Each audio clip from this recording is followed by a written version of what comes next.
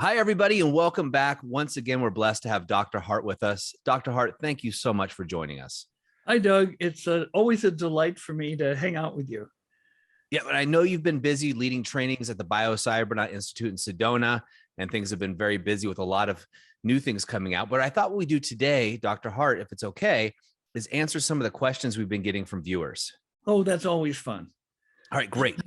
Well, this one that came in, this person wants to know if there's any correlation between increases in brain waves and intelligence. Well, the medical definition of death is flat brainwaves. So there's not much intelligence with flat brainwaves. So in order to have any intelligence, you have to have activity, electrical activity in your brain.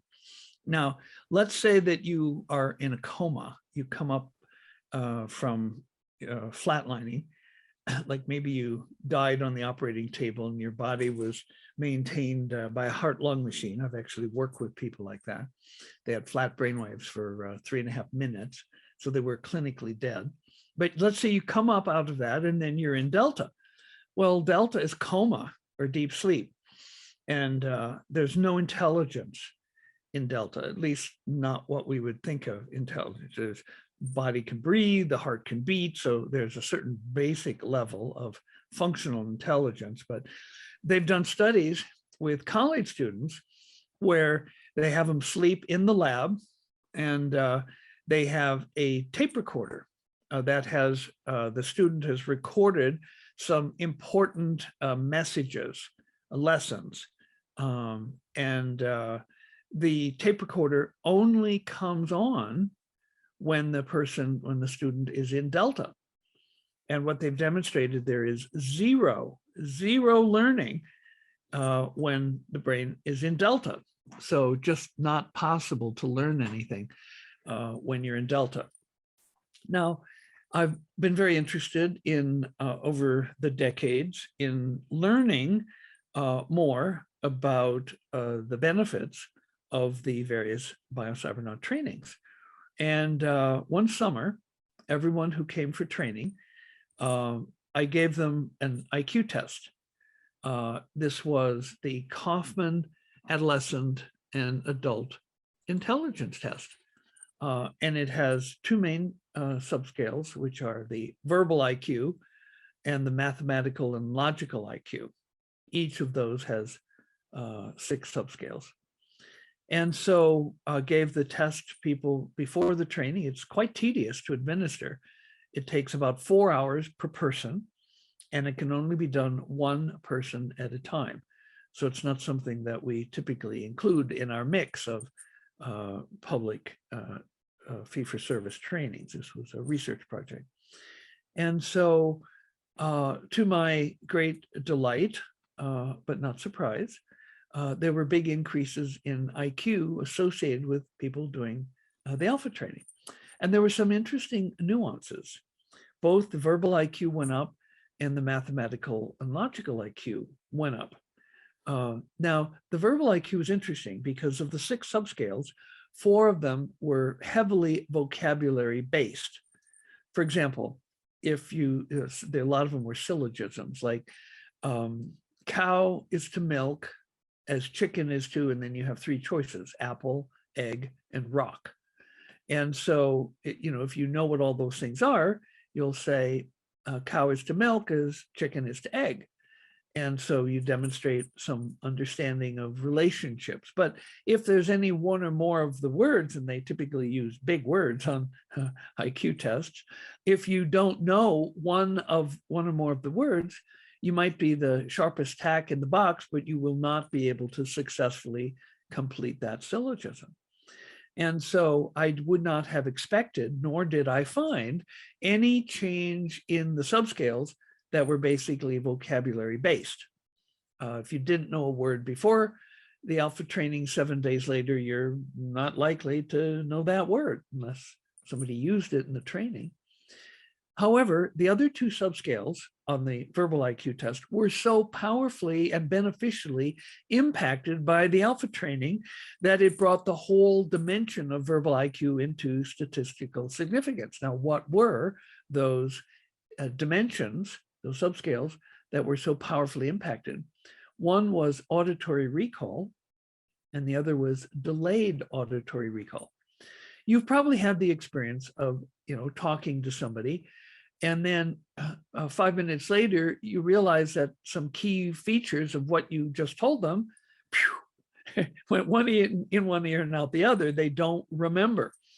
And so auditory recall is an important part of any kind of social interaction.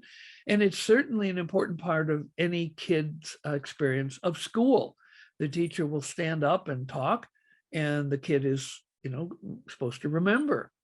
And if you can't, well, then your verbal IQ is low. Well, the verbal IQ went up dramatically. And the way, there was a pretty cool way the IQ test would do it. There would be simulated news stories that would be played on a little tape player. And immediately afterwards, people would be asked questions.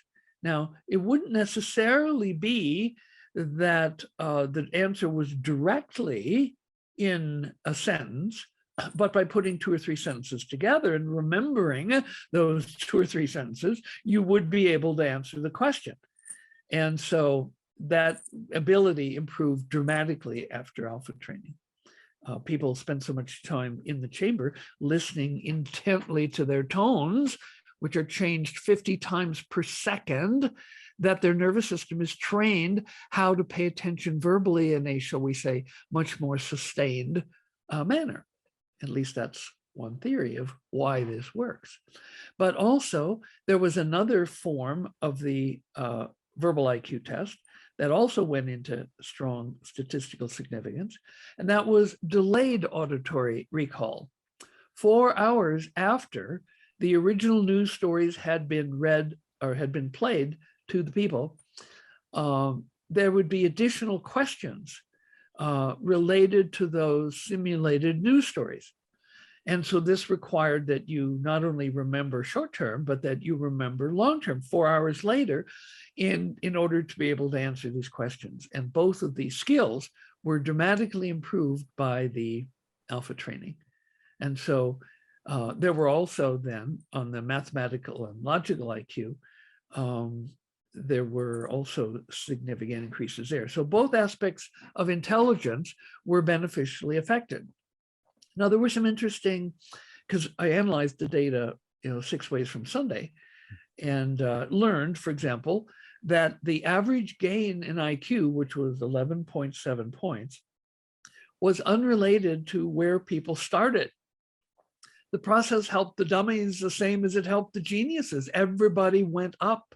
It was not just confined to the already brilliant people. Everybody's IQ increased. There was no correlation between starting IQ and the gain, which was a pretty cool result. There was also no correlation with age. We had people who were from 10 to 64, and there was no relationship with the IQ gain with age. And in addition, we did some measurements to determine whether the IQ boost was lasting. And the furthest out we looked was a year. And even a year after the alpha training, we saw no fading of the IQ boost. So you got it. If you got it for a year, you probably got it. And so there are many, many exciting things about the Biocybernaut training. And the boost in IQ from the alpha training is just one of those. And thank you, Doug, for that wonderful question. Oh, well, thank you for answering it. And I got to thank the listener or viewer who actually posted this. So Dr. Hardt, I know how busy you are out there changing lives and consciousness. So thank you so much for taking time to be with us today.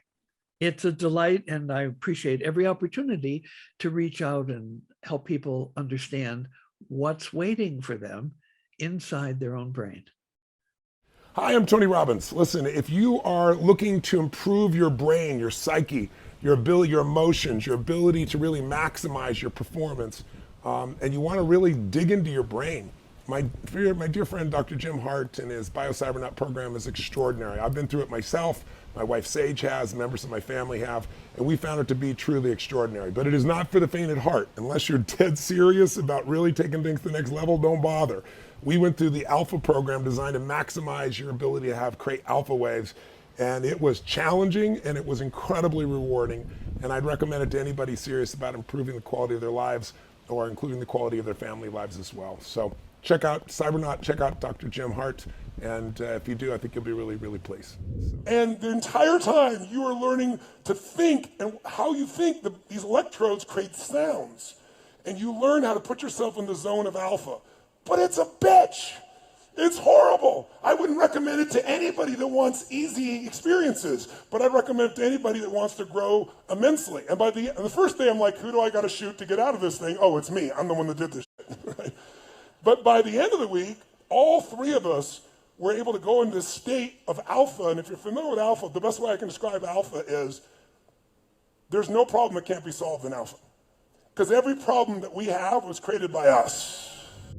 Thank you for being here and absorbing this information about the science of brainwaves and about the stories of people whose lives have been beneficially altered, improved by doing brainwave training at Biocybernaut. And now I'm reaching out to you to invite you to come and be a part of the Biocybernaut adventure. Biocybernauts are to inner space what astronauts are to outer space. So come and adventure with us. And if you'd like to leave a comment on the videos, you can do that, or there's a link you can click if you'd like to learn more. We welcome you to Biocybernaut.